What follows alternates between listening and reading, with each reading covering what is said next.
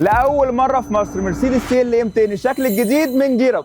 هتقول لي انا شفتها قبل كده، هقول لك لا، اللي شفتها قبل كده النسخه الكهرباء الصيني، انما دي السي ال ام 200 المايلد هايبريد. تطورت خالص، بقى فيها 4 شاشات ديجيتال ديسبلاي، هيدز اب ديسبلاي، اللي في النص بقى فيها كاميرا هتاخد بيها سيلفيز لو انت شخص تافه، وهتحضر بيها اجتماعاتك لو انت شخص مهم. والشاشه كمان للمرافق، ممكن تلعب عليها جيمز، تشوف افلام او يوتيوب. تخيل انت بقى قاعد سايق وطالع عينك وصاحبك بيشوف الدحيح. شكل التحكم في الكراسي الكهرباء اتغير خالص، الامبيانت لايتس لسه جميله زي ما هي، وكعاده السي ال اي الازاز فريملي. وعشان هم عارفين ان اللي بيشتري سي ال اي بيبقى عايز يقول للعالم كله ان هو اشترى مرسيدس، فعندك في الشبكه بتاع 100 لوجو مرسيدس. لوجو مرسيدس موجود في الفانوس اللي قدام وورا، ويمكن ورا احلى كمان. ولاول مره بنشوف الموتور ال 1500 سي سي التربو على السي ال اي، وكمان مايلد هايبريد بتطلع اجمالي قوه فوق ال 190 حصان مع فتيس 8 سرعات. العربيه بقت سريعه جدا، وبيني وبينكم بقت اسرع من السي كتير. جنط جديد شكله عاجبني جدا، كاميرات في كل حته، والاوكر بوب اب، وشنطه كهرباء مساحتها فوق ال 400 لتر مش صغيره. والمساحات ورا اظن كبرت عن الجيل اللي فات، وكنتش ببقى قاعد مستريح كده، وانا بقى خسيت. وفيها كام تفصيله صغيرين كده بس عجبوني قوي. الزرار اللي في الدركسيون رجعت باتنز ثانيه، ما بقتش تاتش. فيها ليد بار امامي برغم ان هي عربيه مش كهرباء. الامبيانت لايتس اللي موجوده في التكييف لونها بيتغير على حسب درجه الحراره. زرار الستارت ستوب بقى هو زرار البي. والمساحات ما فيهاش رشاشات، هي نفسها بتطلع ميه. فمن غير ما اطول عليك، قول طول يا ابو التفاصيل. العربيه دي متاحه استلام فوري في جرب، ولو ما لحقتهاش في ستوك كبير جدا جاي، ممكن تحجز منه عربيه 2 و3 انت وقدراتك. ولو عايز تفاصيل اكتر ممكن تزورهم في فرعهم في مصر الجديده شارع النزهه، او تكلمهم على البيج.